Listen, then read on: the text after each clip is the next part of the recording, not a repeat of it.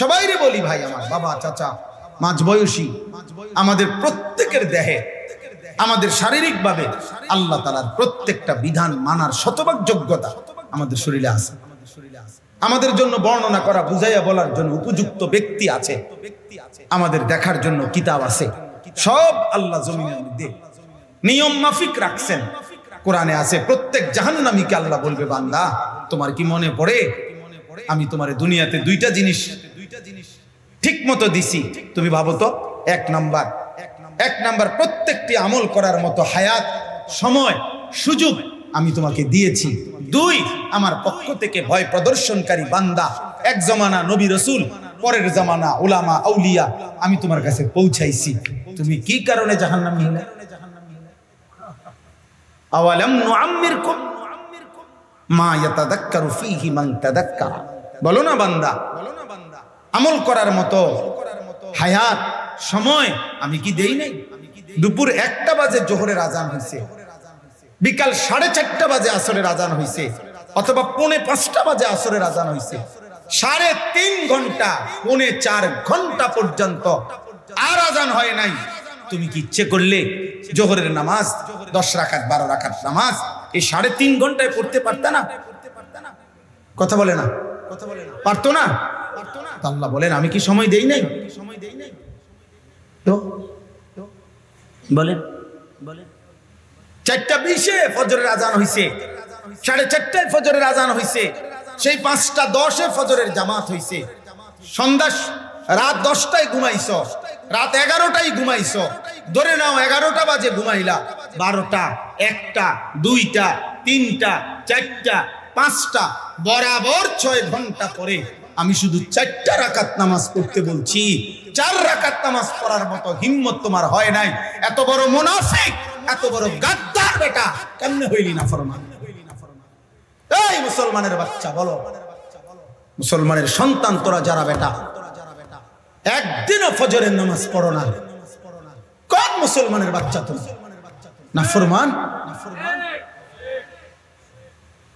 কে বললো তোকে মুসলমান? নবী, তোর নবী বলছে তোকে। আল্লাহর কসম নবীজি বলছে, বুখারীর হাদিস, মুসলিম শরীফের হাদিস, আবু দাউদ শরীফের হাদিস, নবীজি বলছে ফজরের নামাজ যে পড়ে না সে মুনাফিক, মুনাফিক, মুনাফিক, মুনাফিক। এটা আল্লাহর নবী বলছে, আল্লাহর নবী বলছে মুনাফিক, মুনাফিক, মুনাফিক। যার কপালে ফজরের সেজদা নাই সে মুনাফিক।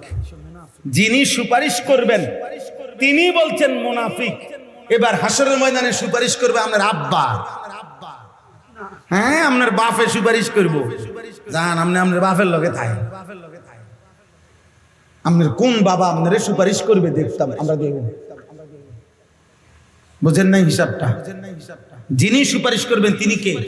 নবী সাল্লাল্লাহু আলাইহি সাল্লাম। তো তিনি যে বললেন মুনাফিক,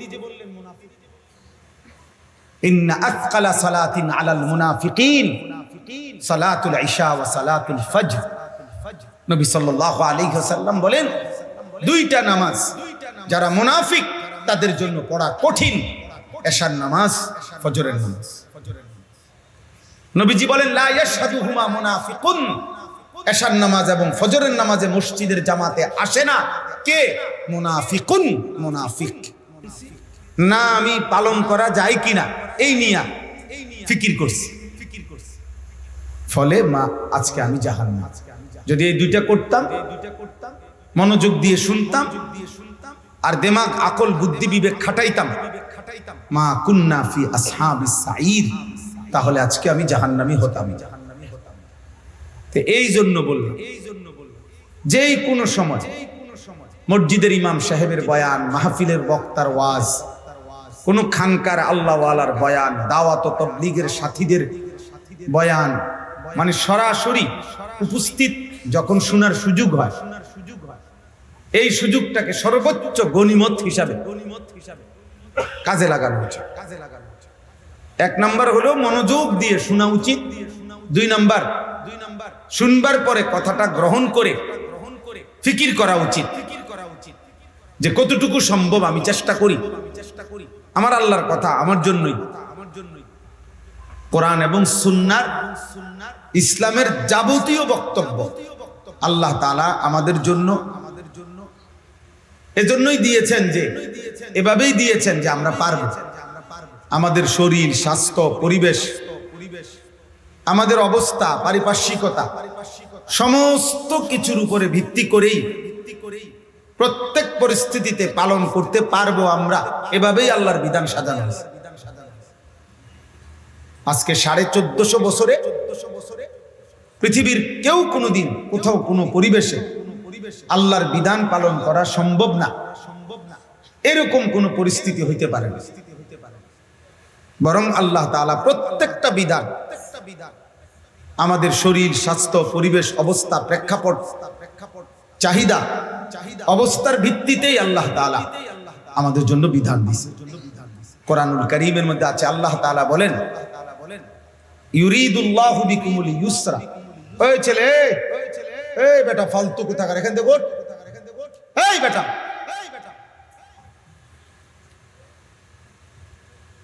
পরে উঠান মিয়া। আপনি বলেন মাওলানা সাহেব, এই যে পাঞ্জাবিওয়ালা ভাই, তাকে বলেন ফাজলামি করো আব্বা, ফাজলামি করো আব্বা।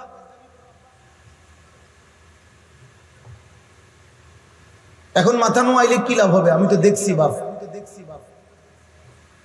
আব্বা আমার এটা সাফ কথা, আমি আগে বলছি কিনা বলেন আপনি। আমার একটা এটা সাংঘাতিক বদ অভ্যাসে ধরে, মোবাইল আলগি দিলে আমি দেখি, অন্য কিছু দেখি না। এতে মনোযোগ হয় না। সবচেয়ে বড় ক্ষতি হয়, পাশের কমপক্ষে 2-3 জন মানুষের জেহান মুনতাসির হয়, বিচ্ছিন্ন। মানে সে বারবার তার দিকে নজর দেয়, মোবাইলের দিকে নজর, দিল জমে না, একাগ্রতা হয় না, কোনোভাবে মনোযোগ হয় না। এটা পরীক্ষিত কথা, না বুঝে বলি না। আমার কথা হলো, না শুনুক, কোনো অসুবিধা নেই, একজন শুনলে সমস্যা। আমি 3:30 বাজে, দুপুর 3:30 বাজে কুমিল্লা থেকে রওনা দিছি। আমাদের প্রিয় উসমান ভাই আমারে প্রথম যেখানে উনি আরেকটা মাহফিল, ওইখানে উনিই বলছেন বয়ান, এটা কোন সিফার ভিতরে পাঠাইছেন আমারে আল্লাহ যায়। উনিও বুঝতে পারে নাই, এতটাই ভিতরে যে আমি সেখানে 9:30 বাজে গিয়ে পড়ছি, কারেক্ট 9:30, ওই বাঁশখালীর আরো বহুত ভিতরে। সেখান থেকে আবার নাইমা, এক গ্লাস পানিও খাই নাই কোথাও, আয়োজক আবার এখানে নামলাম। এখন আইসা নামতে নামতেই তো হুজুর ছেড়ে দিলেন, তোর তাড়াতাড়ি উঠলাম। এরপরে চিটাগাং শহরে অনেক জ্যাম ছিল, টানেল দিয়ে আসতে চাইছি, ওখান দিয়ে ট্রাফিক দেয় না, জ্যাম জায়গায় জায়গায়। আপনার ওই তেলের পাম্পের পাশে লম্বা লম্বা মাইল জ্যাম, সারা রাস্তায় আমি, যার কারণে এত দেরি। আমরা যে হিসাবে পথ দিছি, হিসাবে এখানে 10টা বাজে আসা যায়। যাই হোক, আল্লাহর ফয়সালা যা ছিল তাই হয়েছে। তো যাই হোক, আমার বলার উদ্দেশ্য হলো, কোরআনুল কারীমের মধ্যে আল্লাহ তাআলা বলেন, ইউরিদুল্লাহু বিকুমুল ইউসরা ওয়ালা ইউরিদু বিকুমুল উসর। আল্লাহ বলে, বান্দা, প্রত্যেকটি বিধান ঠিক করতে গিয়ে আমি আল্লাহ নিজে তোমাদের জন্য যেন সহজ হয়, এটা আমি নিজে খেয়াল রাখছি। ওয়ালা ইউরিদু বিকুমুল উসরা, আমি আল্লাহ একটি বিধানও তোমাদের জন্য কঠিন হোক আমি আল্লাহ চাই না। আমি আমার বান্দা, তোমরা, আমি তোমাদের মালিক, আমি রাউফ, আমি ভীষণ মায়া, আমি রাহিম, আমি রহমান, আমি প্রচন্ড দয়া মায়ার অধিকারী। আমি কোনোভাবেই চাইনি তোমাদের উপরে কোনো বোঝা, কঠিন পেরেশানি চাপায় দিতে। আমি চাই, মা জাআলা আলাইকুম ফিদ্দীন মিন হারাজ। কোরআনুল কারীমের মধ্যে আল্লাহ তাআলা বলেন, আল্লাহ তাআলা তোমাদের উপরে দ্বীনের নামে, বিধানের নামে, শরীয়তের নামে কোনো পেরেশানি, হারাজ, মুসিবত, পেরেশানি আল্লাহ তোমাদের উপরে দেয় না। আমি কোনোভাবে দাঁড়াইতে পারছি না, তো আল্লাহ তাআলা আমার জন্য বসে নামাজ পড়ার বিকল্প সুরত রাখছে। কোনোভাবেই বসতে পারতেছি না, তো আল্লাহ তাআলা শুয়ে কাত হয়ে ভিন্নভাবে নামাজ পড়ার কি রাখছেন? সুরত রাখছেন, সুরত রাখছেন। রমজান মাসের রোজা ফরজ করছেন, আবার সাথে সাথে বলছেন, শোনো, এতটা যদি অসুস্থ হও যে প্রচন্ড অসুস্থ, রোজা রাখলে অসুস্থতা বেড়ে যাবে, তো ঠিক আছে, এখন ছেড়ে দাও। আবার যে সময় সুস্থ হও, এই কয়টা রোজা ওই সময় গুনে রাখো। ফামান কানা মিনকুম মারিদান আও আলা সাফারিন ফাইদ্দাতুম মিন আইয়ামিন উখরা। এত লম্বা পথ সফর, যে এত লম্বা জার্নি তুমি রোজা রাখলে তুমি ভীষণ ক্লান্ত, কষ্ট হয়ে যাবে, তো ঠিক আছে আরেক সময় রাখো, এক কয়টা রোজা গুন্না রাখো, পরে রাখো। তাহলে বলেন আল্লাহ তাআলা বিধানের নামে আমাদের জন্য কোনো কঠিন কিছু দেন দেন। আদ-দীনু ইউসরুন, নবী সাল্লাল্লাহু আলাইহি সাল্লাম বলেছে দিন সহজ।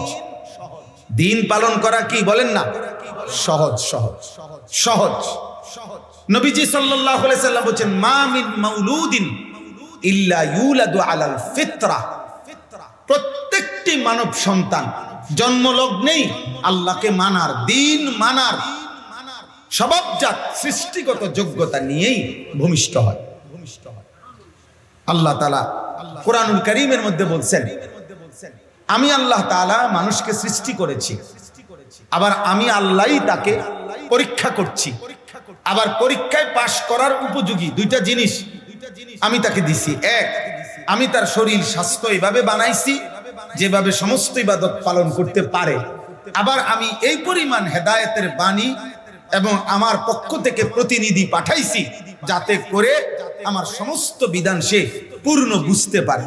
তাহলে তার শরীরেও যোগ্যতা দিছি, বুঝাইয়া বলার জন্য নবী রাসূল উলামা আউলিয়া দিছি, বুঝবার জন্য কিতাব দিছি। তাহলে অসুবিধা হলো কোথায়? কথা বোঝেন না? নামাজ পড়ার যোগ্যতাও দিছেন, নামাজের কথা বুঝাইয়া বলার জন্য হাজার হাজার বার, লক্ষ বার নবী রাসূল উলামা আউলিয়াও দিছেন।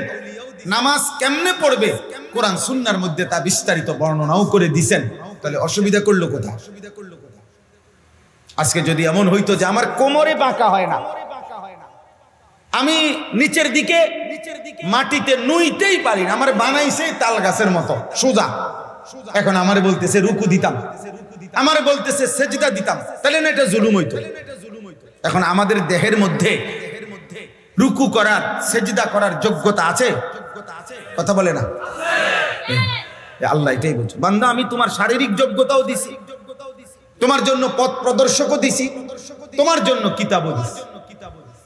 ইন্না খালাকনাল ইনসানা মিন নুতফাতিন আমশাজ নাবতালিহি ফাজআলনাহু সামিআন বাসীরা ইন্না হাদাইনাহুস সাবিলা ইম্মা শাকিরান ওয়া ইম্মা কাফুরা।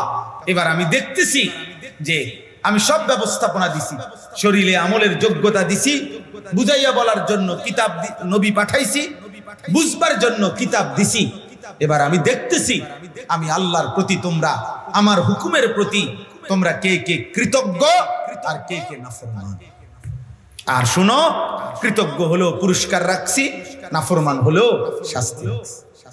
ইন্না আ'তাদনা লিল কাফিরিনা সালাসিলা ওয়া আগলালা ওয়া সাইরা ইন্নাল আবরারা ইয়াশরাবুনা মিন কাসিন কানা মিজাজুহা কাফুরা। আল্লাহ তাআলা বলে নাফরমান তোদেরকে বলে রাখলাম আমি আল্লাহ তাআলা তোদের জন্য আগুনের শিকল, আগুনের বেড়ি, জাহান্নামের ধাউ ধাউ আগুন রেডি করে রেখেছে। কোরআনুল কারীমের মধ্যে আছে আম আবরামু আমরান ফা ইন্না মুবরিমুন।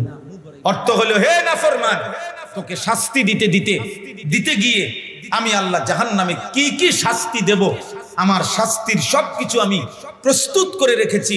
তুই নাফরমান বাঁচবি কেমনে আমি আল্লাহর হাত থেকে, তুমি রেডি কর।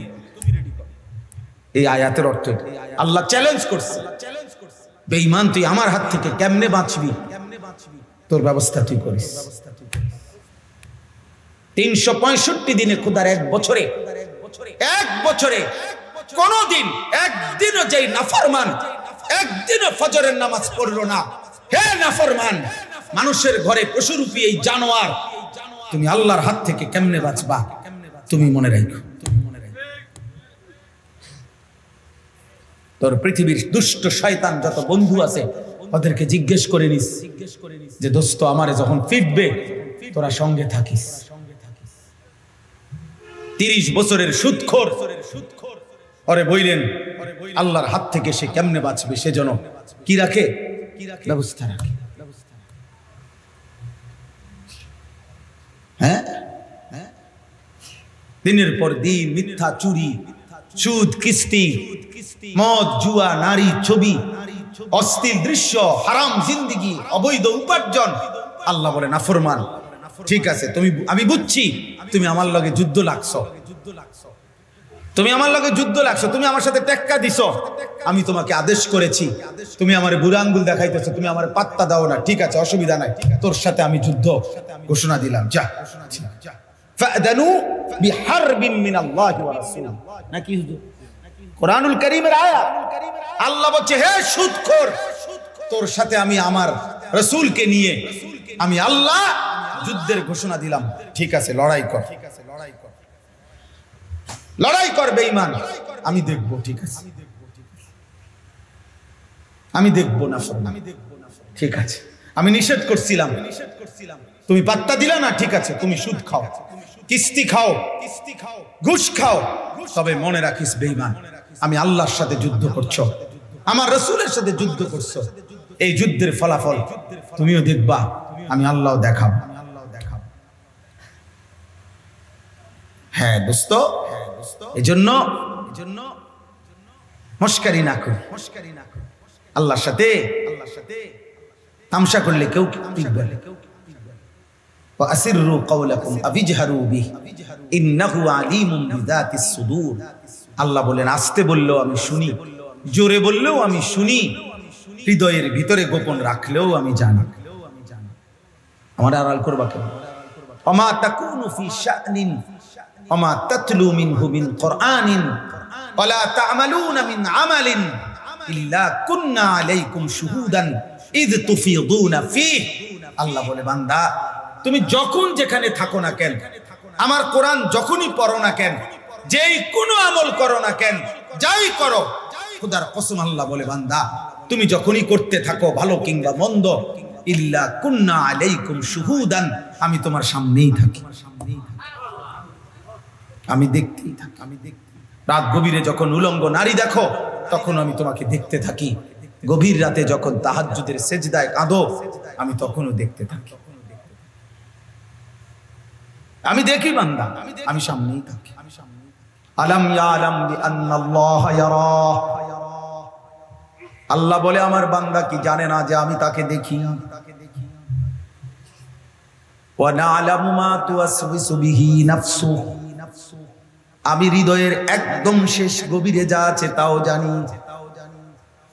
ওয়া কাফা বিযুনুবি ইবাদিহি খাবীরাম বাসীরা, আল্লাহ বলেন, আমার বান্দার একটা একটা গুনার ব্যাপারে পূর্ণ খবর রাখার ক্ষেত্রে, পূর্ণ দেখার ক্ষেত্রে আমি আল্লাহ একাই যথেষ্ট। যদি আমার একজন ফেরেশতাও না থাকতো, তাইলে আমি একাই গোটা কায়নাতের হিসাব রাখতে পারতাম। পারতেন কিনা? ওয়াহুয়া আলা কুল্লি শাইইন কাদির। আল্লাহ বলে, গোটা কায়নাত পরিচালনা করতে গিয়ে বান্দা আমি একই মুহূর্তে পূর্ণ ক্ষমতাবান। 800 কোটি মানুষ একসাথে চাইলে আমি দিতে পারি। আসমান ও জমিনের সমস্ত সৃষ্টি একসাথে সবার প্রয়োজন একই মুহূর্তে আমি একাই পূরণ করি। ওয়াহুয়া আলা কুল্লি শাইইন কাদির। ওমা কুন্না আনিল খালকি গাফিলিন। আল্লাহ বলেন, আমার একটা সৃষ্টির ব্যাপারে আমি 1 সেকেন্ডের জন্য গাফিল নই। আমি আল্লাহ গাফিল নই, তুমি আমার নজরেই আছো বান্দা। ওয়ালাউ ইউআখিদুল্লাহুন নাসা বিমা কাসাবু মা তারাকা আলা যাহরিহা মিন দাব্বাতিন ওয়ালাকিন ইউআখিরুহুম ইলা আজালিন মুসাম্মা। আল্লাহ বলে, নাফরমান বান্দা, আমি যদি প্রত্যেক পাপের কারণে নগদ দুনিয়ায় শাস্তি দিতাম, তাহলে এক বেলার শাস্তি দিলেই এই সৃষ্টির কোন প্রাণী পিঠ সোজা করে একটা পাপের শাস্তি পুরা ভোগ করে আর কোনদিন সোজা দাঁড়ায়া হাঁটতে পারতো না। বুঝেন না? একটা মিথ্যার পূর্ণ শাস্তি যেটুকু, এটা যদি আজকেই দুনিয়ায় দিয়ে দিতাম, একটা নারী দেখার শাস্তি দুনিয়ায় যেটুকু, এটা যদি আজকেই দিয়ে দিতাম, একটা চুরি করার, হারাম রোজগার করার আজকে নগদ শাস্তি যদি দুনিয়ায় পুরাটা দিতাম, মা তারাকা আলা যাহরিহা মিন দাব্বা, একটা সৃষ্টিও তার পিঠ সোজা করে আর হাঁটতে পারতো না। ওয়ালাকিন ইউআখিরুহুম ইলা আজালিন মুসাম্মা, কিন্তু বান্দা চূড়ান্ত শাস্তির জন্য আমি একটা নির্দিষ্ট দিন ঠিক করেছি, সেই দিনের জন্য তোর শাস্তি পিছাইয়া দিছি। একটু অপেক্ষা করছি, অপেক্ষা ছেড়ে দিচ্ছি না। ছাড় দিছি, ছেড়ে দেই নাই। সুতা ছাড়ছি, নাটাই ছাড়ি নাই। নাটাই কি বোঝে? কিরা গুড্ডি গুড্ডি উড়াই, যে আগে যে গুড্ডি উড়াইতো, তো গুড্ডি উড়াইলে ছেলেটা গুড্ডির সুতা ছাড়ে, কি ছাড়ে না? এটা নাটাই কই না, আপনারা কি কর? বোঝেন নাই কথাটা? যেটা সুতা ঘুরা, হ্যাঁ কাঠি, এই ধরেন যেটাই কর, এই কাঠি। তো ছেলেটা কি ছাড়ে? সুতা ছাড়ে, কি ছাড়ে না? এই কাঠি তো ছাড়ে না। এটা কার হাতে? ছেলেটা না। আল্লাহ বলে, বান্দা 60 বছরের সুতা না ছাড়ছি, 70 বছরের সুতা না ছাড়ছি, আমি কাঠি নাটাই আমি তো ছাড়ি নাই, ওটা আমার হাতে। আবার যেদিন সময় হবে আজরাইলকে বলবো 1 সেকেন্ডের কমতম সময়ে তোমারে আমার কাছে নিয়ে আসবে। হুয়াল্লাযী জাআলা লাকুমুল আরদা দালুলান ফামশু ফী মানাকিবিহা ওয়া কুলু মির রিজকিহি ওয়া ইলাইহিন নুশুর। আল্লাহ বলে, গোটা জমিন বান্দা তোমার জন্য দিলাম। আমার জমিনের যেখানে মন চায় তুমি হাঁটো, যেখান থেকে মন চায় রিজিক তুমি খাও, তালাশ করো, উপার্জন করো। শুধু মনে রেখো, এখান থেকে পৃথিবীর যেখানেই তুমি যাও, একদিন তোমাকে আমি আল্লাহর কাছে ফিরতে হবে। ওয়া ইলাইহিন নুশুর। খাও, কোনো অসুবিধা নাই বান্দা, এই তোমার জন্যই দিছি। খাইবা না, ভাত খাও, ঘুম যাও, আয় করো, রোজগার করো, বিবাহ করো, সংসার করো, স্বামী স্ত্রীর মেলামেশা করো, কোনো সমস্যা নাই। হালাল খাও, চলো বান্দা, কোনো অসুবিধা নাই। শুধু মনে রেখো, হাসো কিংবা কাঁদো, রাতে কিংবা দিনে, একাকী কিংবা সবার মাঝে, আনন্দ কিংবা বেদনায়, রাজপ্রাসাদ কিংবা কুড়ে ঘর, যেখানেই না থাকো, যে অবস্থায়, একদিন আমার কাছে ফিরে চলে আসতে। নিশ্চিত? নিশ্চিত? নিশ্চিত? এটা এ কথা সঠিক? দোস্ত আমার, বন্ধু আমার, অতএব রাত গভীরে লম্বা করা যাবে না। আমি আমার প্রথম কথা এই জন্য এটা বললাম, আল্লাহর কথা এই জন্য বলছি, মোবাইল বন্ধ করছি। এই মোবাইল ধরে রাখলে মোবাইলে নিয়ে ফিকির থাকে, কলিজার ভিতরে বারবার এই কথা আসে, মোবাইলে উঠতেছে কিনা, একবার তাকায়, একবার পিছায়, একবার ডান দিকে নেয়, একবার বাম দিকে নেয়, একবার ছবিটা ছোট করে, একবার বড় করে। এই ফাইজলামি করতে করতে বেচারা নিজের জন্য আর কিছু মনে থাকে না, বুঝেন? এই জন্য আমি প্রায়ই বলি, এতে করে মোবাইলের ইসলাহ হয়, মানুষের ইসলাহ হয়। মানে মোবাইলের কি হয়? ইসলাহ হয়, মানে মোবাইলের সংশোধন হয়। যে মোবাইলে ছবিটা ঠিক মতো আসছে, আওয়াজটা ক্লিয়ার হয়েছে, পুরা ফোকাসটা আসছে, সবাই ঠিক মতো চেহারাটা দেখা যাইতেছে, প্যান্ডেলটা পুরা আইছে, এই তো তাহলে মোবাইলের ইসলাহ হয়েছে, আর কি সুন্দর হয়েছে। মানুষের কি হয় না? ইসলাহ হয়। তো দরকার কি মোবাইলের ইসলাহ না মানুষের ইসলাহ? ইন উরিদু ইল্লাল ইসলাহ মাস্তাতাতু। শুআয়ব আলাইহিস সালাম বলতেন, হে আমার জাতি, দিন রাত তোমাদেরকে আল্লাহর দিকে ডাকি, কেন জানো? আমি আমার সাধ্যের সবটুকু দিয়ে শুধুই কেবল তোমাদের ইসলাহ, সংশোধন চাচ্ছি, সংশোধন চাই তোমার। এই আশায় ঘুরে বেড়াই, ভাতের অভাবে না, ভাতের অভাবে না দোস্ত, ভাতের অভাবে মৌলবী এখানে আসে নাই। ক্যান্টনমেন্ট কুমিল্লায় ভাতের কোনো কি পড়ে নাই, অভাব পড়ে না, অভাব পড়ে না, অভাব পড়ে না। আমাদের এই প্রিয় ভাই ওসমান ভাই অনেক বেশি আবদার করছে, অনেক বেশি। আজকে মনে 2 বছর 3 বছর ধরে বারবারই বল, আমি এত দূরে আসতে কষ্ট, আমাদের ব্যস্ততার কারণে পারি। মালিকের ইচ্ছায় আসা হয়েছে, আল্লাহ আনছেন, বলেন আলহামদুলিল্লাহ।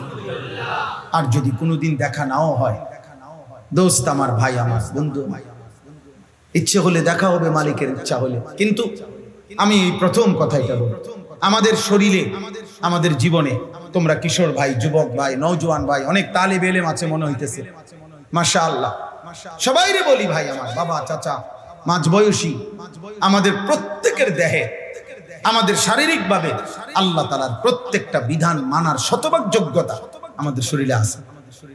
আমাদের জন্য বর্ণনা করা, বুঝাইয়া বলার জন্য উপযুক্ত ব্যক্তি আছে, আমাদের দেখার জন্য কিতাব আছে। সব আল্লাহ জমিনের মধ্যে নিয়ম মাফিক রাখছেন।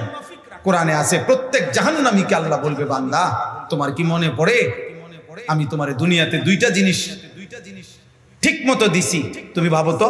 এক নাম্বার প্রত্যেকটি আমল করার মতো হায়াত, সময়, সুযোগ আমি তোমাকে দিয়েছি। 2, আমার পক্ষ থেকে ভয় প্রদর্শনকারী বান্দা, এক জমানা নবী রাসূল, পরের জামানা উলামা আউলিয়া আমি তোমার কাছে পৌঁছাইছি। তুমি কি কারণে জাহান্নামী হলে? আওয়ালাম নুআম্মিরকুম মা ইয়াতাযাক্কারু ফীহি মান তাযাক্কারা। বলো না বান্দা, আমল করার মতো হায়াত, সময় আমি কি দেই নাই? দুপুর 1টা বাজে জোহরের আজান হইছে, বিকাল 4:30 বাজে আসরের আজান হইছে, অথবা 4:45 বাজে আসরের আজান হইছে। 3.5 ঘন্টা, 4.25 ঘন্টা পর্যন্ত আর আজান হয় নাই। তুমি কি ইচ্ছে করলে জোহরের নামাজ 10 রাকাত 12 রাকাত নামাজ এই 3.5 ঘন্টায় পড়তে পারতা না? কথা বলে না, পারতো না? আল্লাহ বলেন আমি কি সময় দেই নাই? তো বলেন 4:20 ফজরের আজান হইছে, 4:30 ফজরের আজান হইছে, সেই 5:10 ফজরের জামাত হইছে। সন্ধ্যা রাত 10টায় ঘুমাইছো, রাত 11টায় ঘুমাইছো, ধরে নাও 11টা বাজে ঘুমাইলা, 12টা, 1টা, 2টা, 3টা, 4টা, 5টা, বরাবর 6 ঘন্টা পরে আমি শুধু 4টা রাকাত নামাজ পড়তে বলছি। 4 রাকাত নামাজ পড়ার মতো হিম্মত তোমার হয় নাই।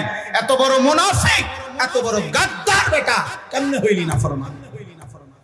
এই মুসলমানের বাচ্চা বলো, মুসলমানের সন্তান তোরা যারা বেটা, একদিনও ফজরের নামাজ পড়ো না, কোন মুসলমানের বাচ্চা তুমি? নাফরমান। কে বললো তোকে মুসলমান? নবী, তোর নবী বলছে তোকে। আল্লাহর কসম নবীজি বলছে, বুখারীর হাদিস, মুসলিম শরীফের হাদিস, আবু দাউদ শরীফের হাদিস, নবীজি বলছে ফজরের নামাজ যে পড়ে না সে মুনাফিক, মুনাফিক, মুনাফিক, মুনাফিক। এটা আল্লাহর নবী বলছে, আল্লাহর নবী বলছে মুনাফিক, মুনাফিক, মুনাফিক। যার কপালে ফজরের সেজদা নাই সে মুনাফিক। যিনি সুপারিশ করবেন তিনি বলছেন মুনাফিক। এবার হাসরের ময়দানে সুপারিশ করবে আপনার আব্বা, হ্যাঁ আপনার বাপে সুপারিশ করব, জান আপনি আপনার বাপের লগে থাকেন, আপনার কোন বাবা আপনার সুপারিশ করবে দেখতাম আমরা, দেখব। বুঝেন নাই হিসাবটা? যিনি সুপারিশ করবেন তিনি কে? নবী সাল্লাল্লাহু আলাইহি সাল্লাম। তো তিনি যে বললেন মুনাফিক, ইন্না আথকালা সালাতিন আলাল মুনাফিকিন সালাতুল ইশা ওয়া সালাতুল ফজর। নবী সাল্লাল্লাহু আলাইহি ওয়াসাল্লাম বলেন 2টা নামাজ যারা মুনাফিক তাদের জন্য পড়া কঠিন, এশার নামাজ, ফজরের নামাজ। নবীজি বলেন লা ইয়াশহাদুহুমা মুনাফিকুন, এশার নামাজ এবং ফজরের নামাজে মসজিদের জামাতে আসে না কে? মুনাফিকুন, মুনাফিক। হযরত আব্দুল্লাহ ইবনে ওমর বলেন রাদিয়াল্লাহু তাআলা আনহুমা, নবীজির জামানায় ফজরের নামাজে অনুপস্থিত দেখে আমরা ওই ব্যক্তিকে মুনাফিকই ধারণা করতাম। কি ধারণা করতাম? হযরত আব্দুল্লাহ ইবনে ওমর বলছে, আল্লাহ নবী সাল্লাল্লাহু আলাইহি ওয়াসাল্লাম বলেন মান সাল্লা সালাতাস সুবহি ফাহুয়া ফি যিম্মাতিল্লাহ, যে ফজরের নামাজ পড়লো সে ওই দিন আল্লাহর নিরাপত্তার চাদরে ঢুকে গেল। আল্লাহ যেন তাকে বলল, বান্দা আজকের দিন আমি, আগামী দিন ফজর পর্যন্ত তোমার পুরা জিন্দেগি আমি দেব। নবী সাল্লাল্লাহু আলাইহি ওয়াসাল্লাম বলেন লান ইয়ালিজান নার আহাদুন, লান ইয়ালিজান নার আহাদুন সাল্লা ক্বাবলা তুলুইশ শামসি ওয়া ক্বাবলা গুরুবিহা। ফজরের নামাজ এবং আসরের নামাজ, এই 2 নামাজ যে নিয়মিত পড়বে, খোদার কসম নবী বলেন তাকে জাহান্নামের আগুন কখনোই স্পর্শ করবে না। লান নফি তাকিদ বলেন, তাকে স্পর্শ করবেই না। নবী সাল্লাল্লাহু আলাইহি সাল্লাম বলছেন জমিন থেকে। আচ্ছা আপনারা বলেন তো, আপনারাও বুঝবেন। মনে করেন আকাশে যদি পূর্ণিমার চাঁদ ওঠে, কেমন? পূর্ণিমার চাঁদ বোঝেন তো না? এই পূর্ণিমার চাঁদ 100 কোটি মানুষ যদি দেখতে চায় পূর্ণিমার চাঁদ একসাথে তাকাইয়া, 800 কোটি মানুষও যদি পূর্ণিমার চাঁদ দেখতে চায়, কারো দেখার দ্বারা অন্যের দেখার কোনো অসুবিধা হবে না। সুবহানাল্লাহ। আল্লাহ তাআলা বলেন, নবীজি সাল্লাল্লাহু আলাইহি সাল্লাম বলেন, ইন্নাকুম সাতারাউনা রাব্বাকুম কামা তারাউনা হাদাল কামার লা তুদাম্মুনা ফি রুয়াতিহি। হে আমার উম্মত, হাশরের ময়দানে জান্নাতে তোমরা তোমাদের রব আল্লাহকে এভাবে দেখবা যেভাবে তোমরা পূর্ণিমার চাঁদ দেখো। কোটি কোটি বান্দা একত্রে দেখলেও কারো দেখার কোনো অসুবিধা হবে না। আর এই জন্য যদি এই আল্লাহর দিদার পূর্ণিমার চাঁদের মতো রবকে দেখতে চাও, খোদার কসম নবী বলেন সর্বোচ্চ শক্তি দিয়ে ফজর এবং আসরের নামাজ পড়ার চেষ্টা করুন। فإن استطعتم أن لا تغلبوا على صلاة الفجر وصلاة العشاء صلاة العصر فافعلوا। যদি আল্লাহকে পূর্ণিমার চাঁদের মতো দেখতে চাও তো যথাসম্ভব এই দুইটা নামাজ ফজর এবং আসর অবশ্যই কষ্ট করে হলেও উম্মত তোমরা পড়ো। কোন নামাজ? ফজরের নামাজ যে পড়বে সে তার রবকে দেখবে পূর্ণিমার চাঁদের মতো। ফজরের নামাজ যে পড়বে জাহান্নাম তার থেকে দূরে সরে যাবে। ফজরের নামাজ যে পড়বে সে আল্লাহর নিরাপত্তার চাদরে ঢুকে যাবে। বলেন পড়বো ইনশাআল্লাহ? বলেন ইনশাআল্লাহ? আব্বা দিল থেকে বলেন, দিল থেকে। আমি বিশ্বাস করেন আমি এমনি কোনো পাণ্ডিত্য জাহির করার জন্য আসি নাই। অনেক বড় জ্ঞানী, মহাজ্ঞানী, মহাপণ্ডিত এটা বুঝাবার জন্য আমি কাছে আসি। আমি ইন্টারভিউ দিতে আসি নাই। কথা বুঝেন নাই? আপনারে মনে করাইতে আসছে, মনে করাইতে আসছে। ফেরিওয়ালা শুধু চিৎকারই করে। ফেরিওয়ালা এই কথা ভাবে না আমার মাল বেচা হবে না, না হবে। সে মনে করে মাল বেচা হোক বা না হোক, আমারে গলিতে গলিতে আমার মালের শ্লোক কথা চিৎকার করে বলতেই হবে। আল্লাহর পথের যে দায়ী তার জন্য এটাই নিয়ম যে মানুষকে আল্লাহর দিকে যে ডাকে, কয়জন ফিরলো কয়জন আসলো না, কয়জন আল্লাহর দিন পেল, হেদায়েত পেল বা পেল না, এটা তার হিসাব না। এটা তো ফয়সালা দিবেন আল্লাহ। আমাদের দায়িত্ব শুধু ফেরি করা। আমাদের দায়িত্ব শুধু কি করা? ফেরি করা। ফেরিওয়ালার মতো বলে দাও ফয়সালা কার হাতে? রবের হাতে। ফাইন্নাল্লাহা ইউদিল্লু মান ইয়াশা ওয়া ইয়াহদি মান ইয়াশা। আল্লাহ যাকে চান তিনি পথভ্রষ্ট করেন, আল্লাহ যাকে চান তিনি তাকে হেদায়েত দেন। ফালা তাযহাব নাফসুকা আলাইহিম হাসারান। আল্লাহ বলেন বন্ধু নবী, অতএব কেউ চূড়ান্ত আল্লাহর পথে আসতেছে না, আল্লাহরে ডাকে না, তার জন্য আফসোস করতে করতে আপনি আপনার জীবন শেষ করে দিয়েন না, বরং আপনার সাধ্যটুকু দিয়ে আপনি বলেন ফয়সালা আমার হাতে। কার হাতে? যার কারণে নবী সাল্লাল্লাহু আলাইহি সাল্লামের এই পবিত্র জবানের একবার এক লাইন একবার শুনেও কেউ কালেমা পড়ছে, আবার 38 বছর নবীজির পাশে ছিল যিনি, নবীর খেদমত করছে যিনি, নবীর অভিভাবকের দায়িত্ব পালন করছে যিনি, নবীজিকে আগলাইয়া রাখছে যিনি, 38 বছর সেই আবু তালেব আল্লাহর ফয়সালা ছিল না, কালেমা পড়তে পারে না। বিষয়টা কি আব্বা? আবু জেহেলকে, আবু বকর রাদিয়াল্লাহু তাআলা আনহুকে নবী একবার শুধু বলছে, একবার, প্রথম বলাতে উনি কালেমা পড়ছে। খোদার কসম, আর দ্বিতীয়বার বলেন, একবারই বলছে, শুধু এক বলাতেই উনি কালেমা পড়ছে। সুবহানাল্লাহ, সুবহানাল্লাহ। কিন্তু আবু তালেব, বুখারীর রিওয়ায়াত, হযরত সাঈদ ইবনুল মুসাইয়্যিব রাহিমাহুল্লাহ ওনার থেকে বর্ণনা আছে, বুখারীতে আছে, আল্লাহর নবী চাচা আবু তালেবকে মৃত্যুর সময় নবীজির 38 বছরের খেদমত করছেন। 12 বছর বয়সে আব্দুল মুত্তালিবের দাদার ইন্তেকালের সময় নবীজিকে আবু তালেবের হাতে দাদা তুলে দিয়ে গেছে। আর নবী সাল্লাল্লাহু আলাইহি সাল্লামের বয়স যখন 50, তখন আবু তালেব ইন্তেকাল করছে। তাহলে 12 থেকে 50 কয় বছর? 38 বছর।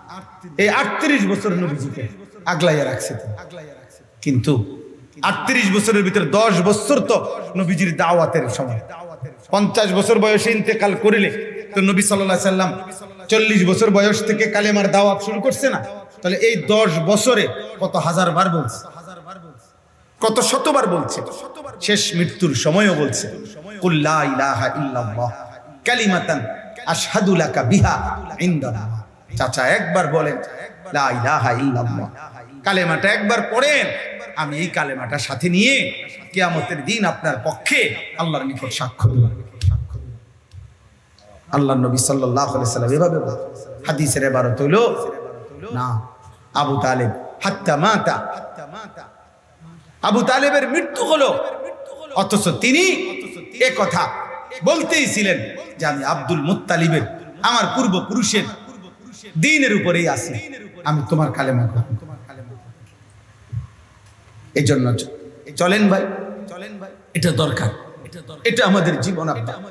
খামখেয়ালি করবেন না।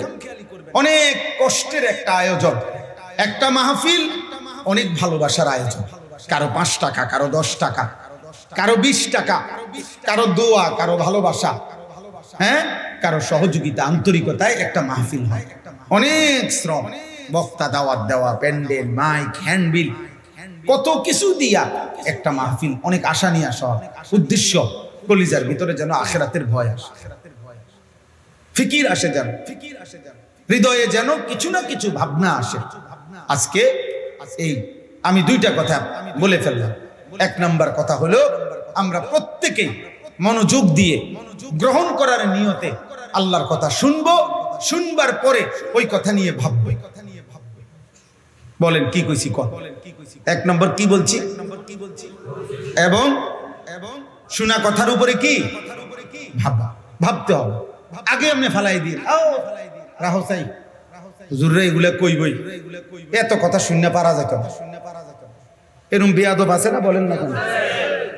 না, এত কথা ধরে না চাই, আরে রাখো হুজুররে দেশটার মধ্যে ফেস লাগাই রাখছে। হ্যাঁ রে, এক এক হুজুর এক এক কথা বলে, এই মানে একটা বলিয়া কি করে দিল, উড়াই দিল। আসল কথা হইল তার ভিতরে হলো শয়তান, এই জন্য সে মূলত আমল করবে না। এই জন্য হুজুররা ফেস লাগাই রাখছে। মানে উনি আজকে ওনার বয়স 60 বছর, উনি এখনো বিড়ি সিগারেট খায় হুজুরের ফেসের কারণে। মানে আমরার ফেসে পড়ে উনি বিড়ি। হ্যাঁ হ্যাঁ হ্যাঁ, আপনি চাচা আপনি জিজ্ঞাসা করেন, আমরার ফেসে পড়ে আপনি বিড়ি খান? আপনি যাই যে 40 বছর ধরে টেলিভিশনে নর্তকী দেখেন, টেলিভিশনে নাচ গান দেখেন, আমরা হুজুর গো ফেসের কারণে নাকি? আমরা ফেস লাগাইছি আপনারে এই কারণে। আপনি সুদে কিস্তিতে হারামের উপরে চলতেছেন আমাগো ফেসের কারণে। এটা মিথ্যা কথা না? বলেন না? অতএব খামখেয়ালি করা যাবে না, খামখেয়ালি আফসোস করতে হবে। ফাতারাফু বিদামবিহিম, আল্লাহ বলে সেদিন জাহান্নামী ফেরেশতার কাছে নিজের সমস্ত পাপ ভুল স্বীকার করবে, কিন্তু কি লাভ? ফাসুহকাল লিআসহাবিস সাঈদ, ফেরেশতা বলবে দূর হ জাহান্নামী, দূর হ, যা আগুনেই পড়ে থাক, আমি তোকে কি করব? আমার তো এক বিন্দু দয়া মায়া দেখাবার কোনো সামর্থ্য, যোগ্যতা, অনুমতি আমি ফেরেশতার নেই। আছে? আমি কি করব? 2 নাম্বার কথা বললাম, যেটা যে আমরা প্রত্যেকে এই কথা মনে রাখতে হবে, আল্লাহর ইবাদত করার মতো যোগ্যতা, শারীরিক সক্ষমতা আমাদের প্রত্যেকেরই আছে। আছে কিনা বলেন? বুঝানোর মতো লোক আছে, বুঝবার মতো কিতাব আছে, তাহলে আমরা করছি না কেন? আমি কিংবা আপনি, জওয়ান কিংবা বুড়া, ছেলে কিংবা মেয়ে, নারী কিংবা পুরুষ, আমাদের প্রত্যেকের আমল ছুটে যাওয়ার পিছনে খোদার কসম কারণ একটাই, যে গাফিলত, খামখেয়ালি। এই করি না, মানি না, আর কিছু বুঝেন নাই কথাটা? মানার মতো শারীরিক যোগ্যতা আমাদের শরীরে কি আছে, বুঝাইয়ে বলার মতো ব্যক্তি আছে, বুঝবার মতো কিতাব আছে, তো পারছি না কেন, করছি না কেন? গাফলতি, খামখেয়ালি আর কি। এই জন্য কোরআনুল কারীমের মধ্যে আছে, যত লোক জাহান্নামে যাবে, যত মানুষকে আল্লাহ জাহান্নামে ফেলবে, আল্লাহ কোরআনে বলছেন সমস্ত জাহান্নামীর একত্রে সম্মিলিত পরিচয় হলো, আল্লাহ নিজে বলছেন উলাইকা হুমুল গাফিলুন। এই সব জাহান্নামী মূলত কেন জাহান্নামী? আল্লাহ বলবেন উলাইকা হুমুল গাফিলুন, এরা সকলেই ছিল মূলত গাফেল। কুফরি করছে গাফলতি করে, শিরিক করছে গাফলতি করে, মুনাফিকি করছে গাফলতি করে, বিদআত করছে গাফলতি করে, কবিরা গুনাহ করছে গাফলতি করে, সবকিছু খামখেয়ালি করে। এমনি আর আমাদের ছেলে পেলে মনে করেন এই যে 14 বছর 16 বছর 18 বছর এই তাগরা বয়স, এই ছেলেটা ফজরের নামাজ কেন পড়ে না? বলেন, তার শরীরে কুলায় না, তার পক্ষে উঠা এই বয়সে উঠার সম্ভব না, তার শরীরে সেই বল নাই। কথা বলেন না কেন? তো এর কি কারণ? গাফলতি। আর তো কিছু না আব্বা, আর তো কিছু না। আর কি কারণ থাকতে পারে? ফজরের নামাজের প্রতিবন্ধকতা আমি একটা উদাহরণ দিলাম আর কি। একটা নামাজ, ফজরের নামাজ না পড়ার ক্ষেত্রে বাধা কি? একটা শুধু ঘুম। আর কি? আর তো কিছু নাই। ফজরের ওয়াক্ত কি অফিস টাইম? ফজরের ওয়াক্ত কি দোকান খোলার টাইম? ফজরের ওয়াক্ত কি স্কুলের টাইম? ফজরের ওয়াক্ত কি টিউশনের টাইম? ফজরের ওয়াক্ত কি প্রাইভেটের টাইম? কিচ্ছু না। তাইলে আব্বা বলো প্রতিবন্ধকতা কি? শুধু ঘুম, একটা বিষয় শুধু বাধা। তাহলে এই একটি বিষয়কে শক্ত করে দমন করলেই তো ফজরের জন্য জামাত পড়া সম্ভব। আর অথচ আমরা এমন যদি হইতো ইচ্ছা করে আমরা ঘুম থেকে জাগি না, এমন তো না। 1 ঘন্টা পরে, আধা ঘন্টা পরে, 2 ঘন্টা পরে আমরা তো প্রত্যেকেই উঠি। তো এই উঠাটা 1 ঘন্টা আগে উঠলে কি অসুবিধা হইতো? কি অসুবিধা হইতো? 6 ঘন্টা যে আল্লাহ করে ঘুম পাড়াইছেন, সেই আল্লাহ 6 ঘন্টা পরে আমাদের কাছ থেকে 4 রাকাত নামাজ আল্লাহ কি পায় না? তাইলে বলে না। এই জন্য নিয়ত করেন ইনশাআল্লাহ সিরাত রাসূলুল্লাহ সাল্লাল্লাহু আলাইহি ওয়াসাল্লামের এই পুরা জিন্দেগি, নবীজি সাল্লাল্লাহু আলাইহি সাল্লামের জিন্দেগির প্রতি সেকেন্ড এটা সিরাত। নবী সাল্লাল্লাহু আলাইহি সাল্লামের হায়াতের প্রত্যেক মুহূর্ত সিরাত। অর্থাৎ আপনি যেখানেই নবীর জীবনের দেখবেন, হাত দিবেন, খোঁজ করবেন, তালাশ করবেন, আমার নবী সাল্লাল্লাহু আলাইহি সাল্লামের 63 বছর জিন্দেগির সেকেন্ড সেকেন্ড, মুহূর্ত মুহূর্ত সবখানেই দেখবেন আলো আর আলো, আলো আর আলো, আলো আর আঁচে খুবা হামাদারন্দ তু তন্হা দারি। আল্লামা ইকবাল বলছে, হে নবী, আদম থেকে ঈসা নবী, 1.25 লক্ষ নবী এবং রাসূলের যত গুণ, যত মুজিজা, যত বৈশিষ্ট্য, খোদার কসম নবী আপনার মাঝে যদি তালাশ করি আপনি একাই সব। আঁচে খুবা হামাদারন্দ তু তন্হা দারি, আপনি একাই সব। সব গুণ, সব যোগ্যতা, সমস্ত বৈশিষ্ট্য আপনার মধ্যে 100% পূর্ণ মাত্রায় আপনার মাঝে। আল্লাহ তাআলা কসম করে বলছেন, ওয়া ইন্নাকা লাআলা খুলুকিন আযীম। বন্ধু, আমি কসম করে বলছি, কসম, আমি আপনাকে সর্বোৎকৃষ্ট চরিত্রের, আখলাকের সবকিছুর 100% পূর্ণতা দিয়ে আমি আপনাকে পাঠাইছি। আমি আপনাকে সাজাইছি সমস্ত গুণ পূর্ণ মাত্রায় দিয়ে। আপনার আমি কথাটা এইভাবে বুঝাই।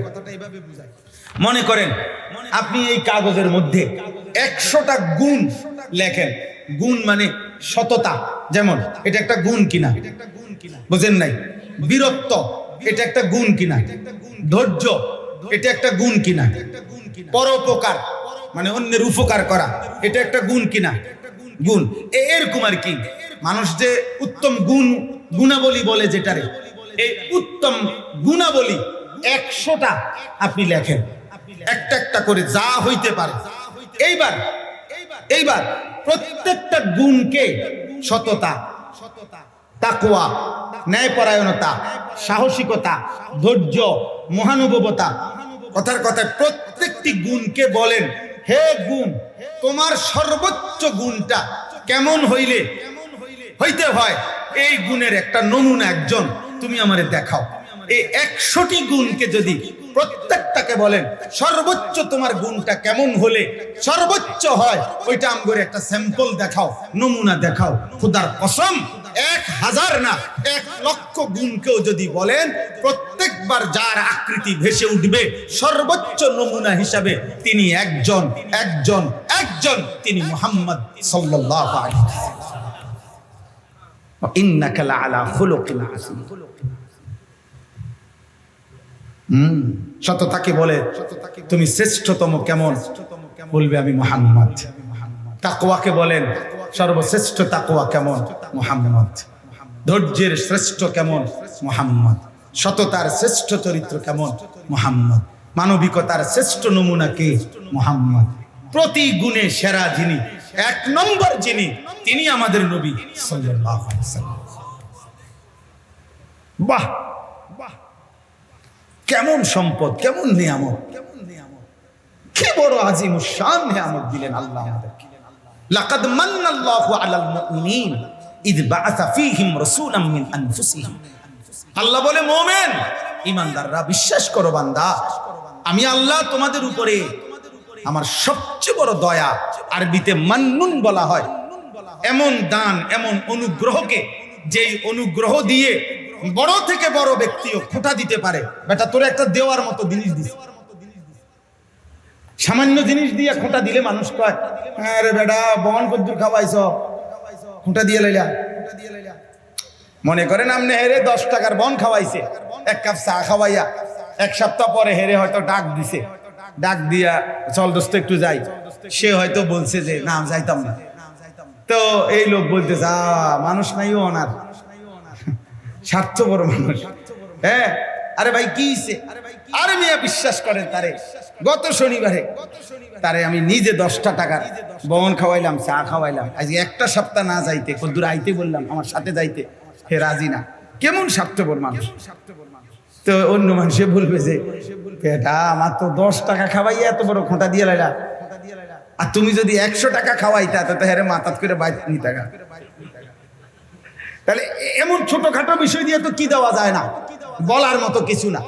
আল্লাহ বলেন এই গোটা পৃথিবী আমি দিছি বান্দা, আসমান জমিন চন্দ্র সূর্য আলো বাতাস রোদ বৃষ্টি গ্রহ নক্ষত্র আমি আল্লাহ দিছি, ক্ষেত ফসল ফুল ফল স্ত্রী কন্যা আয় সম্পদ উপার্জন। খোদার কসম আল্লাহ বলে এগুলো কিচ্ছু আমি তোমারে খোঁটা দিলাম না, কিন্তু আমি একজন রসুল, ইজ বাআসা ফীহিম রাসূলাম মিন আনফুসিহিম, আমার বন্ধুকে দিলাম, আমার নবীকে দিলাম, আমার মুহাম্মদ সাল্লাল্লাহু আলাইহি সাল্লাম আমার রসুলকে তোমাদের জন্য দিয়েছি। আল্লাহ বলে বান্দা এটা এমন অনুগ্রহ যে কথার উল্লেখ আমি নিজে তোমারে করলাম, ধরে নাও তোমারে খোঁটাই দিলাম যে আমার বন্ধু তোকে দিলাম। দেওয়ার মতো জিনিস দেওয়ার মতো জিনিস, আমার ভান্ডারের শ্রেষ্ঠ সম্পদ তোকে দিলাম বেটা, তোকে দিলাম বেটা, কদর কইরো, কদর কইরো। এজন্য আল্লাহ বলে দিয়েছে, আফসোস আমাদের, তোমরা অনেক জেনারেল পড়ুয়া ছেলে, আব্বা তোমরা 25 বছরে 18 বছরে একদিনও জিজ্ঞাসাও করলা না যিনি তোমার শ্রেষ্ঠতম রাসূল তার চুল মুবারক কেমন ছিল। দুঃখ বেটা, দুঃখ বেটা। 25 বছরে কোনোদিন মনেও পড়লো না যিনি তোমার শ্রেষ্ঠ রাসূল তিনি কেমন পোশাক পরতেন। 25 বছরে কোনোদিন মনেও পড়লো না তিনি নিয়মিত মিসওয়াক করতেন, তুমি কোনোদিন করলা না। তুমি সেই নবীকে কেমন ভালোবাসলে। তিনি নিয়মিত ঝিলাকুলুক পেশাব পায়খানার পরে তিনি ঝিলাকুলুক টয়লেট পেপার তখনকার হিসাবের ঢিলাকুলুক ব্যবহার করতেন, পানি ব্যবহার করতেন। আহা তুমি দিনের পর দিন পেশাব করে কোথায় ঢিলা, কোথায় টয়লেট পেপার, কোথায় পানি, হাইওয়ান জানোয়ারের মতো কুকুর বিড়ালের মতো তুমি চলতে থাকো। তুমি রসুলকে ভালোবাসো, মিথ্যা কথা বলার আর জায়গা নাই। আমরা সাফ কথা, আমাদেরকে কেউ গালি দোক আর মন্দ বলুক যা বলুক, 160 বছর এই পৃথিবীতে দারুল উলুম দেওবন্দ আমাদের প্রথম কওমি মাদ্রাসা প্রতিষ্ঠিত হয়েছে 1866 সনে ভারতে। দারুল উলুম দেওবন্দ সেই থেকে নিয়ে আজকে 160 বছর 2026 পর্যন্ত এই 160 বছরে পৃথিবীর প্রতিটা অঞ্চলে আমরা এই কথাই বলে গেছি, আমাদের পূর্বপুরুষরা এই কথাই বলে গেছে, আমাদের আকাবির আসলাফ এটাই বলে গেছে যে আমরা নবী সাল্লাল্লাহু আলাইহি সাল্লামকে ভালোবাসি, ভালোবাসার কথা বলি সুন্নাত অনুসরণের মাধ্যমে। সুন্নাত অনুসরণের মাধ্যমে, সুন্নাতবিহীন ভালোবাসা হয় না। ভালোবাসলে নবীকে অনুসরণ করতে হয়, অনুসরণ করার দ্বারাই ভালোবাসা প্রমাণিত হয়। এবার তুমি যা মন চাই তুমি কোনো অসুবিধা নেই। আমি বহুদিন বলছি, তুমি আমারে ওহাবি কও না, ওহাবির আব্বা কও, ওহাবির দুলাভাই কও, ওহাবির শালা কও, ওহাবির শাস্তভাই কও, যেটা মনে কইটা কও। তুমি জামা খুললা কও, গেঞ্জি খুললা কও, কোনো অসুবিধা নাই। আমি বলেই যাব, নবীকে ভালোবাসতে হলে অনুসরণ করতে হয়। সুন্নাত যার মধ্যে নাই সে নবীকে ভালোবাসে না, সুন্নাত যার মধ্যে আছে সে ভালোবাসে বলতে হয় না। সাফ কথা, আপনি না ঠেলাঠেলি করতেন বলছেন, বুঝেন নাই? সাফ ভক্ত। অতএব আমরা এই জন্য বলি রাসূলুল্লাহ সাল্লাল্লাহু আলাইহি ওয়াসাল্লামের পুরা জিন্দেগি আমাদের জন্য আদর্শ। আদর্শ কিনা বলেন না? নবীর হাসি, নবীর কান্না, নবীজির রাত, নবী সাল্লাল্লাহু আলাইহি সাল্লামের দিন, নবীজির আলো, নবীজির অন্ধকার, নবীজির একাকী জীবন, নবীজির ব্যক্তি জীবন, নবীজির স্বামী স্ত্রীর জীবন, নবীজির পারিবারিক জীবন, নবীজির সামাজিক জীবন, সব সিরাত, সব সুন্নাত, সব উম্মতের জন্য, আমাদের জন্য অনুসরণের জন্য, অনুসরণের জন্য, অনুসরণের জন্য। নবীজি বলছেন, আবু দাউদ শরীফের হাদিস, আনা লাকুম মিসলাল ওয়ালিদ, আমি তোমাদের পিতার মতো, ওয়াল্লিমুকুম কুল্লা শাই, আমি তোমাদেরকে সব শিখাবো, সব শিখাবো। এই কথা আল্লাহর নবী নিজে বলছেন। আল্লাহর নবী সাল্লাল্লাহু আলাইহি সাল্লাম নিজে বলছেন, আমি উম্মত সব শিখাবো। তাহলে বলেন, এই জন্য আপনারা আজকের এই রাত গভীরে আমার এই দুইটা আয়াত পড়ার উদ্দেশ্য আছে, আমি এক্ষুনি শেষ করে দিচ্ছি। কিন্তু আমি এই সিরাতুন নবী সাল্লাল্লাহু আলাইহি সাল্লাম মাহফিলে এই কয়েকজন বাবা ভাই এত রাত আপনারা কষ্ট করে বসছেন, আপনাদের কাছে আমি বললাম নবী সাল্লাল্লাহু আলাইহি সাল্লামের এটা ধাক্কাধাক্কির জন্য, আমরা ঝগড়া ফাসাদ করার জন্য খোদার কসম আমাদের এই বক্তব্য না। আমাদের আসলাফ ও আকাবির বলে গেছেন, আজীবন এটাই বলে গেছেন যে নবীজি সাল্লাল্লাহু আলাইহি সাল্লামের একটা একটা সুন্নাত, নকশে কদম নবী কে হে, জান্নাত কে রাস্তে আল্লাহ সে মিলাতে হে, সুন্নাত কে রাস্তে। নবীজি সাল্লাল্লাহু আলাইহি সাল্লামের কদমের নকশা অনুপাতে চলবেন, জান্নাতের রাস্তা পাবেন, আল্লাহর সাথে মিলবেন, সুন্নতের পথে এগোবেন। আল্লাহ সে মিলাতে হে, সুন্নাত কে রাস্তে। কোন পথে? সুন্নাতের পথে। কোন পথে বলেন না?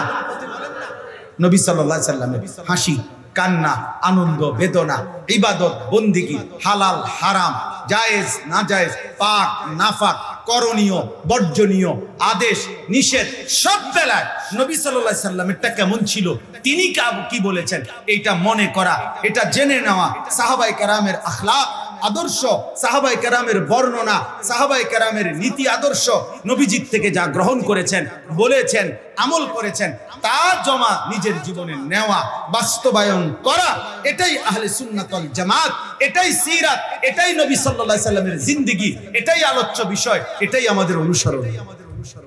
আল্লাহ আমাদেরকে তৌফিক দান করেন। এবার শেষ অংশ হলো এই সূরার এই দুই আয়াত আমি কেন পড়ছি, এই অল্প একটু আর বলি, এটা বললেই শেষ কথা। এখানে শুধু একটা কথা বলার জন্য আমি এটা পড়ছি। এই দুইটি আয়াতের মধ্যে আল্লাহ তাআলা বলছেন, তাবারাকাল্লাযী বিয়াদিহিল মুলক। আল্লাহ তাআলা বলেন, সুউচ্চ সুমহান আল্লাহ তাআলা, যিনি সমস্ত কায়নাতের কর্তৃত্ব, মালিকানা যার হাতে। কার হাতে? গোটা কায়নাতের মালিকানা কার হাতে?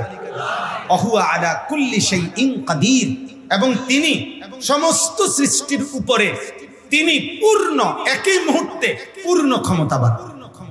এই কথাটা আপনি বুঝছেন নি? বুঝেন না? আমি এমনি বুঝাই। একই মুহূর্তে পূর্ণ ক্ষমতাবান বলতে আমি কি বুঝাইছি? এই কথা তাফসিরে আছে, মানে অর্থ হইল পৃথিবীতেও মনে করেন একজন এমপি, একজন মন্ত্রী, একজন চেয়ারম্যান, ওনারও ব্যক্তিগতভাবে দুনিয়াবি দৃষ্টিতে বিভিন্ন কাজ করে দেওয়ার কিছু সাধারণ ক্ষমতা আছে, উনি সিদ্ধান্ত দিতে পারে এটা ইচ্ছা। কিন্তু ওই ব্যক্তির কাছে যদি একসাথে 100 জন, 200 জন, 500 জন মানুষ আইসা ভিড় করে, তো উনি বলে যে ভাই আমি করে দেব, ঠিক আছে, কিন্তু আমারে সময় দিতে হবে, সিরিয়ালে আসেন, ফাইল জমা দেন, একটার পর একটা আমারে সুযোগ দিতে হবে, আমি এক লগে সবাই কাবজাব করিলে আমি পারতাম না। কথা বুঝছেন কিনা বলেন? তো আল্লাহ তাআলা বলেন আমি কিন্তু বান্দা এমন না, বরং 800 কোটি বান্দা আমার একই মাঠে একসাথে প্রত্যেকের জবানের ভাষা দিয়া যদি আমার সাথে এক জায়গায় দাঁড়িয়ে যার যা প্রয়োজন তা বলে, আমি একই মুহূর্তে সবার সব প্রয়োজন পূরণ করতে সক্ষম। সক্ষম, সিরিয়াল টিরিয়াল নাই যে আগে যারা বাংলা ভাষা কথা কই না তারা আগে বলো, ইংরেজিওয়ালারা এরপরে কও, উর্দু ভাষীরা এরপরে কও, এক লগে কইয়া তো ফেসবুক লাগাই দিছো। আল্লাহ বলে না, 800 কোটি না, 8000 কোটিও যদি একসাথে বলে, কারো কথায় আরেক কথা শুনতে আমি আল্লাহ বাধাগ্রস্ত হই না। আমি আল্লাহ 7 আসমান যখন চালাই, 7 জমিন তখনই চালাই, পাহাড়ের উপরে যখন রিজিক দেই, সাগরের তলদেশে তখনই রিজিক দেই, মানুষের মুখে যখন লোকমা তুলে দেই, জন্তু জানোয়ারের মুখেও তখন খাবার তুলে দেই, সব একই সাথে একই মুহূর্তে আমি করি। এবার দ্বিতীয় আয়াত, শেষ আয়াত, আল্লাহ তাআলা বলেন আল্লাযী খালাকাল মাউতা, আল্লাহই মৃত্যু সৃষ্টি করেছেন, ওয়াল হায়াতা, এবং জীবন সৃষ্টি করেছেন, লিয়াবলুয়াকুম, তোমাদেরকে পরীক্ষা করার জন্য, আইয়ুকুম আহসানু আমালা, তোমাদের কার আমল আখিরাতের দৃষ্টিতে, আখিরাতের বিবেচনায় কার আমল কতটা সুন্দর, কার আমল কতটা কি আহসান। এই কথাটা শুনে, এই শব্দটা বুঝাইবার জন্য আর এখানের সাথে মিলাইবার জন্য আমি এই আয়াত পড়ছি। এই শেষ কথাটা আল্লাহ বলেন চারিদিকে মৃত্যুর যত আয়োজন, যেখানে যে মরছে, কে এই মৃত্যু দিচ্ছে, কে যেখানে যা জন্ম নিচ্ছে, এই জন্ম দিচ্ছে কে, তাহলে মাঝখানের এই হায়াত দিচ্ছে কে, তাহলে আল্লাহ বলেন এই যে হায়াত, এই যে তোমাদেরকে আমি বেঁচে থাকার সুযোগ দিলাম, এটা আমি কেন দিলাম? পরীক্ষা করার জন্য। কি পরীক্ষা? তোমাদের কার আমল আখিরাতের বিবেচনায় কতটা সুন্দর। এই ছোট্ট কথাটা, এই শেষ কথাটা বুঝেন। দুনিয়াবি ভাত মাছ চাল ডাল, আয় রোজগার, ব্যবসা বাণিজ্য, কামাই উপার্জন, ভোগ করা, এই দুনিয়া যে যা করছি, আল্লাহ বলেন এইটা তোমার একটা সাধারণ বিষয় বান্দা, এটা আমি এমনিই দিতাম। যার জন্য যেটা করার, যার জন্য যেটা দেওয়ার, এটা আমি আমার সৃষ্টির নিজামে, আমার তাকদীরের ফয়সালায় সে ওইটাই নিতে হবে, সে ওইটাই করতে হবে। বুঝেন না এমনি কথা? যাকে আমি কর্মের ক্ষমতা দেই নাই, ওই 1000 চেষ্টা করলেও কর্ম করতে পারবে না। যাকে আমি কর্ম করাবো, সে 1000 চেষ্টা করলেও শুয়ে থাকতে পারবে না। বুঝছেন না হিসাবটা? আমরা অনেক সময় বলি না, আচ্ছা আমি বইয়া থাই চাই করতে খানা আই, আরে তোর বাপেও তো বইয়া থাকতে পারতো না। তোমার রিজক আল্লাহর ফয়সালা যদি থাকে, তুমি এই সময় এই কর্ম করবা, তো তুমি বইয়া থাকবা কেমনে? তুমি শুয়ে থাকবা কেমনে? তাকদীর তো এভাবেই সাজাইছে আল্লাহ। এজন্য আল্লাহ বলেন দুনিয়া তো আমি এমনিই দেব, দুনিয়া তো আমি ফয়সালা করা, হাসি কান্না, উপার্জন, ব্যবসা, রোজগার, কামাই, একটা সেকেন্ডের নড়াচড়া দুনিয়াতে আমাদের তাকদীরের মধ্যে আছে। কথা বুঝছেন কিনা? তাইলে আল্লাহ বলেন আমি তোমাদেরকে কেন বানাইলাম? আমি আল্লাহ তাআলা চেয়েছি তোমাদের আখিরাতের দৃষ্টিতে কার আমল কতটা সুন্দর। দুনিয়া আমি এমনিই দিচ্ছি, খাওয়াইতেছি, পড়াইতেছি, ঘুম পাড়াইতেছি, বিবি বাচ্চা দিছি, আয় উপার্জনের জন্য যোগ্যতা দিছি, শরীরের মধ্যে ক্ষমতা দিছি, সব দিছি, এগুলো এমনিই দিচ্ছি। বাকি তোমার কাছে আমি কি চাচ্ছি? তোমার কাছে আমি আখিরাতের আমল চাচ্ছি, বন্দিগি চাচ্ছি, ইবাদত চাচ্ছি, আমার জন্য কিছু চাচ্ছি। দুনিয়া আমি তোমাকে এমনি দিচ্ছি। सारे दुनिया तेरे लिए, तू सिर्फ मेरे लिए, तू सिर्फ मेरे लिए, मेरे लिए। तमाम दुनिया तुम्हार जन्ने, तुम्ही शुद्ध आमार जन्ने। सारे दुनिया तेरे लिए, तू सिर्फ मेरे लिए, तुम्ही शुद्ध आमार जन्ने, आमार जन्ने। जा लागबे आमी देबो बोललाम, आमी देबो बोललाम। अफिस समाई रिज़्कुकुम व इन मिन शैइन इल्ला इंदना खज़ाइनुहु इन्ना कुल्ला शैइन खलकनाहु बिक़दर। সব আমার কাছে আছে, আমি দেব, কিন্তু তুমি, আমি তোমার কাছে চাই আমল, সেজদা, গোলামি, বন্দিগি, আনুগত্য, ইবাদত, হালাল হারাম, পাক নাফাক, আমার একটা একটা হুকুমের আনুগত্য। আর সেই ক্ষেত্রে সেই আনুগত্যটা, ইবাদতটা, আমলটা তুমি যদি সিদ্ধান্ত নেও করবা, তাহলে সেটা করবা কোন পদ্ধতিতে? আল্লাহ তাআলা এইটাই বলছে, আমি একজন রাসূল পাঠালাম 23 বছরে আগামীর ইসরাফিলের ফু পর্যন্ত আমার প্রত্যেকটা বান্দার যা প্রয়োজন, প্রত্যেকটা বান্দার প্রতিটা ইবাদত, প্রতিটা কর্ম, প্রতিটা নড়াচড়ার ক্ষেত্রে কি করবে ইসরাফিলের ফু পর্যন্ত, এর জন্য আমি আমার এই রাসূলের মধ্যে 23 বছরে সম্পূর্ণ সিরাত, সুন্নাত, নমুনা আমি তার মধ্যে দিয়ে দিয়েছি। এবার আমি তোমারে শুধু বললাম, তুমি শুধু আমার বন্ধুরটা জেনে শুনে দেখে বুঝে তোমার জীবনে আমল করবা, বাস্তবায়ন করবা। তিনি হাসতেন কেমন, তিনি কাঁদতেন কেমন, তিনি বাথরুমে ঢুকতেন কেমন, বাথরুম থেকে বের হইতেন কেমন, তিনি পেশাব পায়খানার আগে কি করতেন, পরে কি করতেন, খাওয়ার আগে কি করতেন, খাওয়ার পরে কি করতেন, ঘুমের আগে কি করতেন, ঘুমের পরে কি করতেন, তিনি স্বামী স্ত্রীর মেলামেশার পূর্বে কি করতেন, পরে কি করতেন, ছেলের সাথে কি করতেন, মেয়ের সাথে কি করতেন, স্ত্রীর সাথে কি করতেন, বাজারে গেলে কি করতেন, অনুসারীদের সাথে কি করতেন। প্রত্যেক কদমে কদমে তোমার যেই কোনো নড়াচড়া জীবনের সব কিছুতে আমার বন্ধুর কাছে আদর্শ আছে, আমার বন্ধুর সাহাবাদের কাছে আদর্শ আছে। সেটা মানলেই, সেটা অনুসরণ করলেই তোমার আমল আহসান হবে, সুন্দর হবে, আখিরাতের জান্নাতের বিনিময় নেবে। এই শেষ কথা। অতএব সুন্নাতবিহীন আমল আমল হবে না। সুন্নাতবিহীন কোন আমল, নবীজির তরিকা বিহীন জান্নাতের উপযুক্ত হবে না, জান্নাতের উপযুক্ত। আমরা এই জন্য বিদআতকে এত ভয় পাই। আমরা বলি, চেষ্টা করি প্রত্যেকেই, যার যেখানে আমরা শুনেন, আপনি আপনার বিবেকের কাছে, আমি ঝগড়ার জন্য বলছি না, শুধু এতটুকু বলছি, যদি শুনেন বিদআত, কুফর, শিরিক, তো আরেকবার দাঁড়াইবেন, দাঁড়াইয়া আরেকবার যাচাই করবেন, আরেকবার বুঝতে চেষ্টা করবেন, আরেকবার ফিকির করবেন, ভুল যেন না হয়, ভুল যেন না হয়, ভুল যেন না হয় আব্বা। কারণ অনুভূতি, উপলব্ধি, বুঝ যদি মৃত্যুর পরে হয়, এটা ভুল ছিল, এটা কুফর ছিল, এটা শিরিক ছিল, এটা বিদআত ছিল, এটা গুনাহ ছিল, সেদিন বুঝে আসবে হয়তো, কিন্তু আফসোস করা ছাড়া আর কিছু না। বুঝেন না হিসাবটা? বিপদটা তো এই কারণ। ওইখান থেকে তো আবার নতুন করে শুধরানোর কোনো কি নাই, সিস্টেম। প্রথম সাময়িক পরীক্ষার ভুল ত্রুটি তো দ্বিতীয় সাময়িক পরীক্ষায় আরেকটু শুধরানো যায়, বার্ষিক পরীক্ষায় আরেকটু শুধরানো যায়।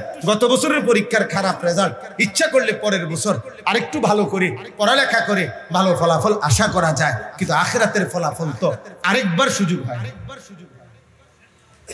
হয়। কবরের ফলাফল আরেকবার শুধরাবার সুযোগ হবে। এই জন্য বলছি, অতএব আজকের এই সিরাতুন নবী সাল্লাল্লাহু আলাইহি সাল্লামের এই মাহফিলে আমার এটাই কথা, সুন্নাত, নবীজির তরিকা একটা একটা করে আপনি নিজের জীবনে অনুসরণ করবেন। রাসূলুল্লাহ সাল্লাল্লাহু আলাইহি সাল্লামের সুন্নাতের ব্যতিক্রম জীবন, এটা নবীজির ভালোবাসা হবে না রে আব্বা।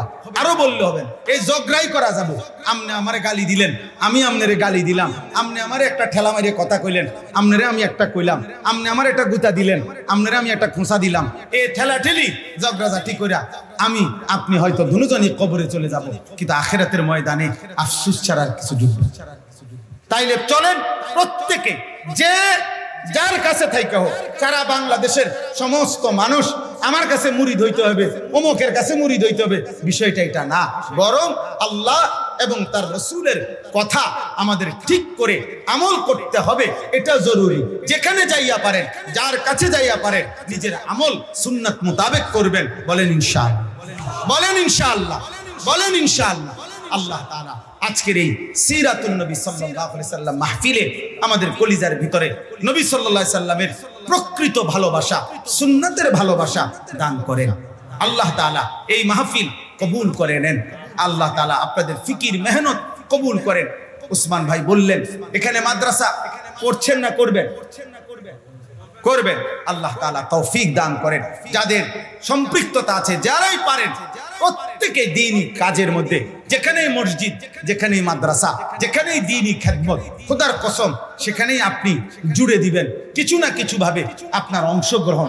আমার শায়েখ, আল্লামা মুফতি মুশতাকুর নবী কাসিমি হুজুর আমারে বহুদিন বলছে, হাতে ধরে বলছে, মাওলানা যেখানেই ভালো কাজ সেখানেই জুড়ে যাবেন, দেখবেন হাসরের ময়দানে সারা বাংলাদেশের বহু জায়গা থেকে নিজের আমল নামায় দেখবেন সদকায়ে জারিয়ার সওয়াব হয়ে আছে। সদকায়ে জারিয়া চলার পথের কোনো মসজিদে হয়তো 100টা টাকা দিছিলেন, হাসরের ময়দানে দেখবেন ওই মসজিদের থেকেও আপনার আমল নামায় সওয়াব আইছে। বুঝেন না কথা? হ্যাঁ, এটা জরুরি। এই জন্য সব সময় আমরা এটা বলি। এই জন্য প্রত্যেকে ইনশাআল্লাহ মসজিদ, মাদ্রাসা, দ্বীনি মাহফিল, উলামায়ে কেরামের খেদমত এর সাথে নিজেকে জুড়ে রাখবেন। আল্লাহ তৌফিক দেন, আল্লাহ কবুল করেন। আজকের এই মুবারক মাহফিল আগামী দিনেও আল্লাহ কায়েম দায়েম করে দেন। সকলের আয়োজন, ভালোবাসা, যাদের ফিকির, যাদের মেহনত ছিল, আল্লাহ সকলকে উত্তম বিনিময় দান করেন। আমিন। সুবহানাল্লাহি ওয়া বিহামদিহি, সুবহানাকাল্লাহুম্মা ওয়া বিহামদিক, আশহাদু আল্লা ইলাহা ইল্লা আনতা, আস্তাগফিরুকা ওয়া আতুবু ইলাইক।